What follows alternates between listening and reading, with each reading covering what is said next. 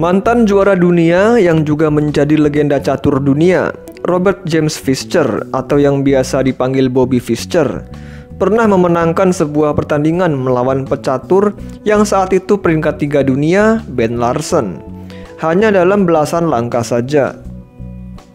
Fischer memainkan sebuah pembukaan yang cukup brutal dengan langsung mengorbankan perwiranya di awal permainan.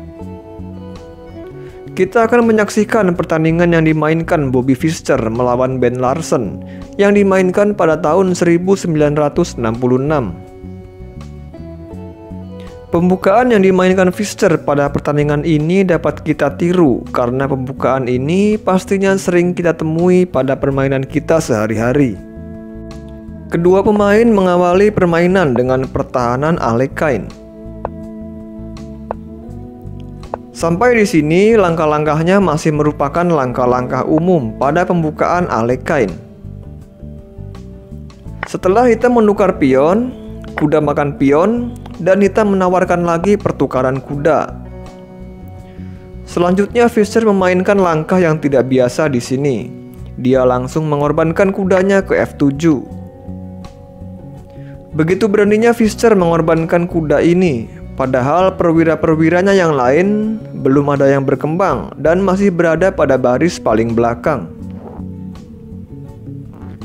Langkah pengorbanan kuda ini ternyata akan memperlihatkan suatu taktik yang sudah direncanakan dengan matang oleh Fischer.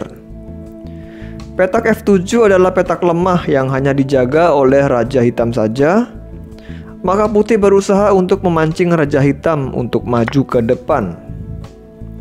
Setelah itu putih langsung membawa menterinya jauh ke depan untuk melakukan double attack dengan skak pada Raja Hitam dan ancaman pada kuda hitam di D5. Raja Hitam harus menghindar dan sekaligus menjaga kudanya, karena kalau kudanya tidak dijaga, menteri putih akan memakannya dan melanjutkan serangannya. Sehingga Raja Hitam nekat maju ke E6 demi menjaga kudanya.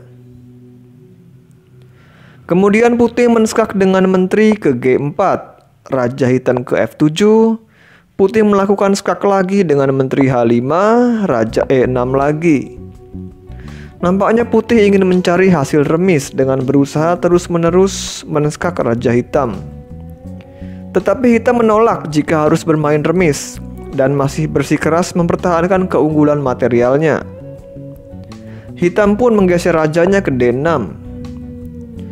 Hitam terlalu memaksa untuk mencari kemenangan, padahal langkah raja ke D6 ini adalah sebuah blunder besar. Kita akan melihat bagaimana cara Fischer memanfaatkan kesalahan hitam. Pion putih maju ke C4 mengancam kuda. Di sini sulit bagi hitam untuk mencari petak untuk menyelamatkan kudanya, karena jika kuda dimundurkan ke F6, putih akan menskakmat hitam dalam beberapa langkah ke depan seperti ini.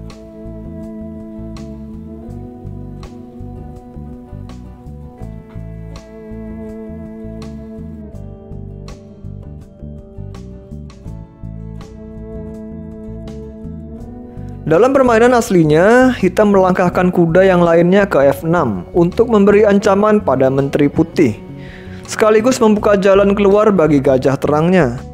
Putih perlu menyelamatkan menterinya. Menteri G3 skak. Setelah raja ke E6, pion makan kuda dan putih mendapatkan kembali perwiranya yang pada langkah awal tadi dikorbankan. Menteri hitam makan ke D5. Pada posisi ini, material kedua pemain sudah sama. Tetapi keberadaan Raja Hitam di tengah ini menjadi sangat berbahaya baginya. Seandainya pada saat ini giliran hitam yang melangkah, hitam masih mempunyai kesempatan untuk memundurkan rajanya ke F7. Dan kemungkinan hitam dapat menempatkan rajanya ke tempat yang lebih aman. Namun sayang sekali bagi hitam, ini adalah giliran putih yang melangkah. Sehingga putih pastinya akan terus mempertahankan serangannya secepat mungkin. Putih sadar pionnya di D4 sedang diancam menteri. Tetapi daripada mempertahankan pion tersebut, Putih memilih untuk mengembangkan perwira secepat mungkin untuk terus mempertahankan serangannya lewat kuda C3. Putih mengorbankan pionnya, dan setelah itu Putih mengembangkan lagi perwiranya yaitu gajah ke E3, mengancam menteri dengan mengambil tempo untuk berkembang. Menteri diamankan ke B4 sambil mengancam pion B2.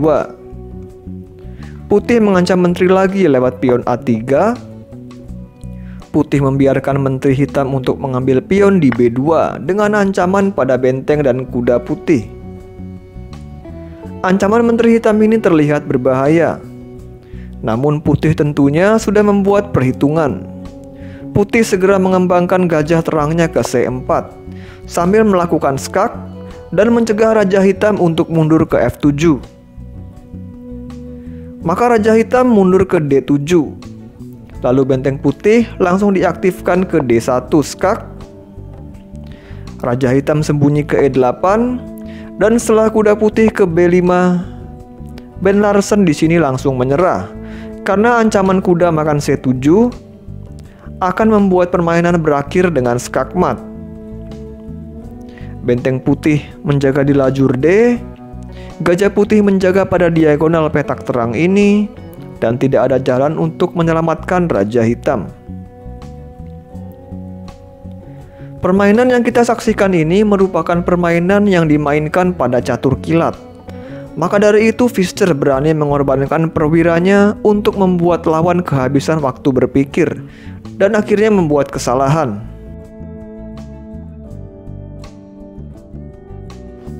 Pola serangan seperti yang dilakukan Pfister tadi juga dapat kita tiru pada pembukaan-pembukaan lainnya. Inti dari taktik yang dilakukan Pfister tadi adalah memainkan gambit untuk membuat lawan berpikir lebih lama saat bermain catur kilat atau blitz. Kita akan coba melihat bagaimana cara melakukan trik seperti itu pada pembukaan lainnya. Putih memulai dengan langkah kuda F3 untuk memancing hitam memajukan pion ke D5.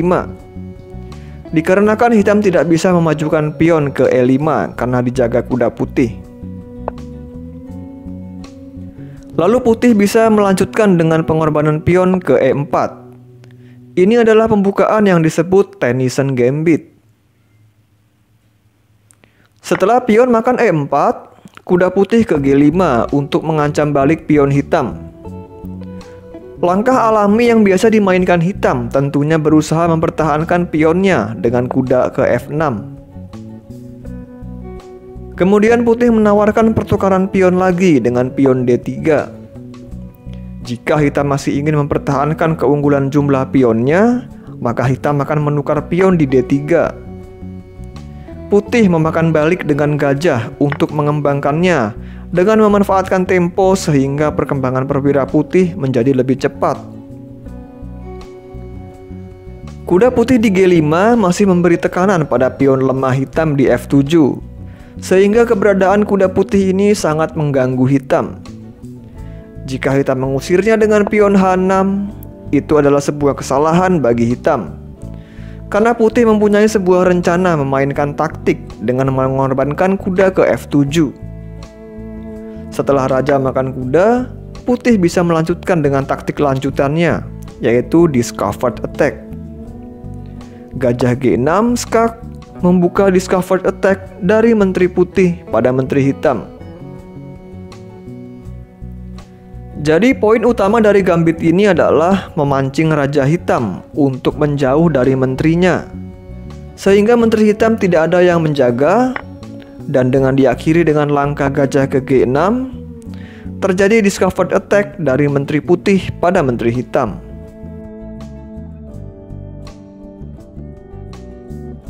Sekarang kita akan melihat contoh pembukaan lainnya di mana terdapat jebakan yang polanya mirip seperti yang dimainkan Pfister pada contoh awal tadi. Pembukaan ini berawal dari pembukaan Scotch. Setelah pion D4, biasanya putih memakan balik pion hitam dengan kuda. Tetapi jika putih ingin memainkan sebuah gambit untuk menjebak hitam, putih akan memajukan kudanya ke G5 untuk menekan pion F7, dan ditambah juga ada ancaman gajah terang putih ke C4 dan ikut menambah ancaman pada F7.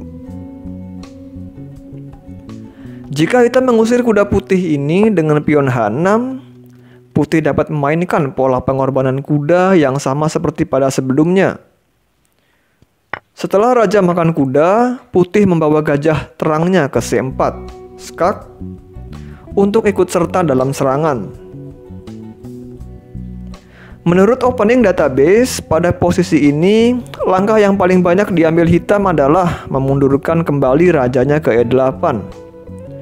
Karena raja akan cenderung lebih aman jika berada di belakang daripada memajukannya semakin ke depan dengan resiko yang lebih besar. Raja E8 dan setelah itu Menteri Putih ikut ambil bagian ke H5 dan bersama-sama dengan gajah, Menteri mengancam petak lemah F7. Raja hitam ke E7, lalu Menteri Putih F7 skak, raja kabur ke D6, lalu gajah gelap putih dibawa ke F4 skak. Dan raja hitam akan mati dengan segera dalam beberapa langkah.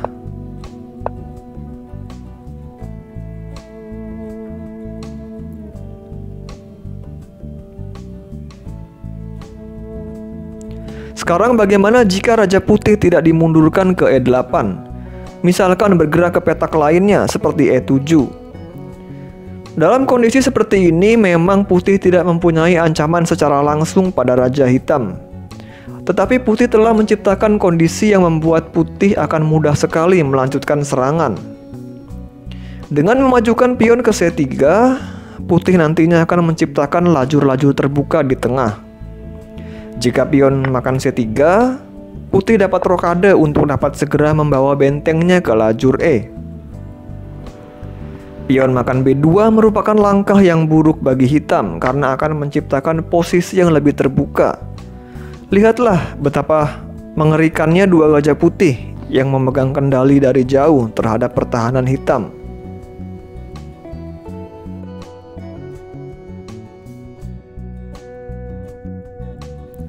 Jika kuda hitam dikembangkan ke F6, putih dapat langsung mengancamnya dengan pion E5. Dan tidak ada petak yang bagus untuk kuda ini berpindah. Pastinya pion ini tidak boleh dimakan, karena akan ada pin mematikan dari benteng putih.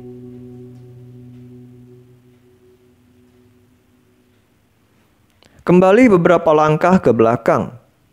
Jika hitam memajukan pion D6, putih dapat langsung memakan pion C3 dengan kudanya. Perhatikan di sini putih telah menciptakan susunan perwira-perwira yang sudah siap dibawa ke depan untuk menyerang. Raja putih sudah diamankan dengan rokade, kuda sudah mengontrol pusat, kedua gajah putih juga sudah mempunyai akses untuk berkembang. Begitu juga dengan Menteri Putih. Dan disusul dengan benteng-benteng putih yang akan mendominasi lewat lajur-lajur tengah untuk mengarah pada Raja Hitam. Sementara hitam masih harus mencari cara untuk mengamankan rajanya di tengah yang sudah tidak bisa rokade. Apalagi raja hitam di E7 ini juga menghalangi jalan bagi diagonal menteri dan diagonal gajahnya, sehingga akan lebih lama untuk dapat berkembang.